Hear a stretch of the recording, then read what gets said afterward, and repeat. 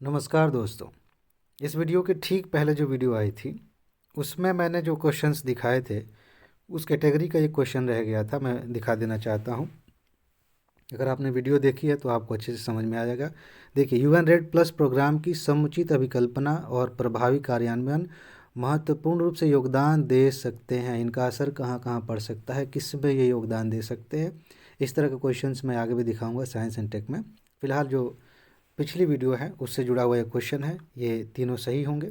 यदि सही होगा, अगर आपने वीडियो देखी है तो आपको अच्छे से पता है कि मैं इसके बारे में क्या कहता, क्योंकि आज हम अलग तरह के प्रश्न लेने वाले हैं, इसीलिए मैं इस पर ज़्यादा बात नहीं करना चाहता।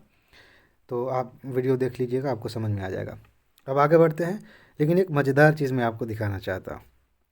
किसी मित्र ने मैसेज किया था एक वीडियो में, उसी पहली वीडियो में शायद, थैंक्स सर बट मैं ट्रिक्स पर ध्यान नहीं दूंगा। ये फुगा लिखा हुआ है, मतलब दूंगा कहना चाह रहे हैं। फिर हंसने वाली बात है, लास्ट ईयर्स इसी कारण मेरा पीटी नहीं हुआ, सीसेट हो गया था। ये सिर्फ इनकी समस्या नहीं है, और ये कमेंट मैंने इसलिए नहीं लिया था कि मैं इनको इनकी आलोचना करूं, इन्हें मूर्ख साबित कर दूं, या इन्हें कन्विंस कराऊं कि क्यों मेरी बात सही है, देखो मैं जो कह रहा हूं तुम्हें मानना पड़ेगा। ये सब कहने से कोई फ़ायदा नहीं होगा। ये आपकी चॉइस है, आपको जो सही लगता है आप वही करेंगे। मुझे जो ठीक लगता है कि इससे आपको लाभ हो सकता है वो मैं बता रहा हूँ। लेकिन इसको मैंने लिया इसलिए कि ये सोच कि कहाँ से आ रही है, इसका आधार क्या है। मान लीजिए मेरे पिताजी कह रहे हैं कि मैं इस नदी को तैर कर पार करके जाता था, कोई नदी के उस पार कोई काम करके आता था। ठीक है, वो जाते भी थे, सफलतापूर्वक गए, सफलतापूर्वक आए, जीवन उनका बीत रहा, बढ़िया जी लिए। मुझे भी वो नदी पार करके जानी है। मेरे समय में ऐसा है कि नाव बन गई है। कोई कह रहा है कि इस नाव पे जाओगे तो आसानी से पहुंच जाओगे, कपड़ा भी नहीं भीगेगा, डूबोगे नहीं, अगर तैरना नहीं आता है तो आराम से समय भी बच जाएगा। ठीक है, मैं कह रहा हूँ कि नहीं नहीं, नाव से ही जाएंगे हम, क्योंकि ऐसा ही होता आया है। और दुर्भाग्य ये है कि कई बार ऐसा हुआ है कि नाव में कोई गड़बड़ी है, छेद हो गई, एक नाव पलट गई थी, तैरना आता था, जैसे तैसे बच गए, मरे तो नहीं तो वापस आ गए, उस पार तो नहीं जा पाए, लेकिन दोबारा हिम्मत जुटा के उस पार जाने की कोशिश कर रहे हैं। अब हम डरे हुए हैं कि हम इसी के दम पे हम जा रहे हैं और हमें उस पार पहुंचना है, और कुछ भी गड़बड़ होगा तो फंस जाएंगे। मैंने आपको कभी ये नहीं कहा कि सिर्फ और सिर्फ ट्रिक के दम पर आप यूपीएससी क्वालिफाई कर सकते हैं, लेकिन एक बात मैं बार बार कह रहा हूँ कि सिर्फ ज्ञान के दम पे तो पक्का नहीं निकाल पाएंगे। इन दोनों को साथ में लेकर चलना पड़ेगा। अगर नाव उपलब्ध है तो आप उसका लाभ लीजिए, लेकिन इसका मतलब ये नहीं कि आप तैरना मत सीखिए। अगर नाव बाय द वे पलट गई तो आप कम से कम जीवन तो बचा सकते हैं अपना।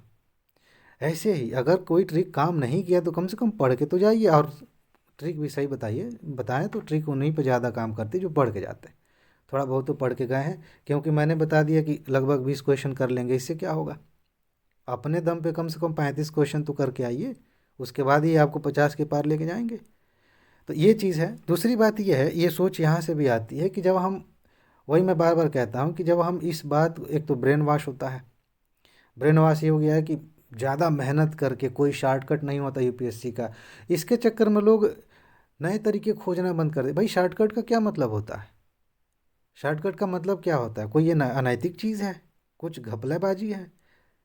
शॉर्टकट हर चीज़ अपनाना चाहिए। कोई व्यक्ति किसी को आधे घंटे सलाह देता है, कंसल्ट करता है, और 5 लाख रुपए उससे लेता है। एक वकील है, एक हियरिंग में जाता है और 5 करोड़ रुपए लेता है। हम उसे क्या कहेंगे, बहुत ख़राब आदमी है, ये ऐसा, हमें पैसा नहीं चाहिए। भाई उसने अपने आप को उस लायक बनाया है कि उतना चार्ज कर रहा है। हम कह रहे हैं कि हम ज़िंदगी भर रिक्शा चलाएंगे, मेहनत की कमाई खाएंगे, खाइए मेहनत की कमाई, रहिए वहीं पर। हमें एग्ज़ाम क्वालिफाई करना है, हमें पढ़ाई भी करनी है, मेहनत भी करना है, वो सारे तरीके सीखने हैं जो हमें एग्ज़ाम क्वालिफाई करेंगे। उन्हें कैटेगरी में बांटने की ज़रूरत नहीं है, कोई लेबल लगाने की ज़रूरत नहीं कि ये ट्रिक है, ये ट्रिक नहीं है, ये ऐसा मेथड वैसा मेथड। हमें क्या मतलब है इससे, हमें सफल होना है। बस हमें सही रास्ता मिले, हम उस रास्ते को पकड़ें, आगे बढ़ें, सफलता हमें मिल गई, कौन टीचर पढ़ाया, कहाँ का था, कौन, हमें क्या मतलब, आगे बढ़ते हैं ज़िंदगी में।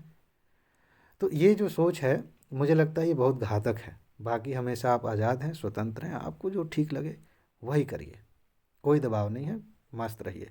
खैर, मैं अपना कर्तव्य निभाता हूँ, आगे चलते हैं। आज मैं कुछ क्वेश्चंस दिखा रहा हूँ जो बिल्कुल ही अलग तरह के हैं, अब तक जो बातें मैंने की थी उससे अलग हैं। इसमें एक अलग तथ्य मैं दिखाने जा रहा हूँ। पैटर्न से ज़्यादा एक तथ्य है, यूपीएससी उस तथ्य को पूछती है और अक्सर उसके गलत होने की संभावना ज़्यादा रहती है। बेसिकली दो तथ्य हैं अलग अलग तरह के। जैसे ये क्वेश्चन है, आज हम इसके उत्तर पे नहीं बात करेंगे, उत्तर मैंने नीचे लिखा हुआ है, आप देख सकते हैं। इस तरह के तथ्यों में, प्रश्नों में कहीं पर यूपीएससी ने कहा हो कि ये कोई कानून बना है, ये कोई समझौता हुआ है और ये सभी पक्षों पर बाध्यकारी, खासतौर से अंतर्राष्ट्रीय जो समझौते होते हैं उन्हीं पर, अगर यूपीएससी ने कह दिया खुद ये बाध्यकारी है, तो बहुत अधिक संभावना है कि ये कथन गलत हो सकता है।